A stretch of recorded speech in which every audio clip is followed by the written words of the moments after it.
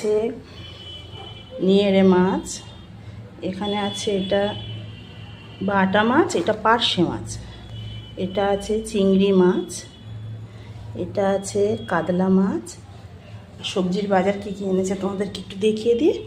এখানে ঝিঙে আছে, এখানে আছে কাঁচকলা, এখানে আছে ওলকপি, এটাতে আছে পালং শাক আছে, আর এটা আছে ধনেপাতা, আর এটা আছে পালং শাক। দেখো, আর এটা সবজির বাজার, আর এইগুলো মাছের বাজার। আর এখানে পাতিলেবু আছে, এই পাতিলেবু এনেছে, 3টে পাতিলেবু আছে, বাড়িতে আছে তবু এনেছে, বাজারে গিয়েছিল। এই সব মাছের বাজার একটু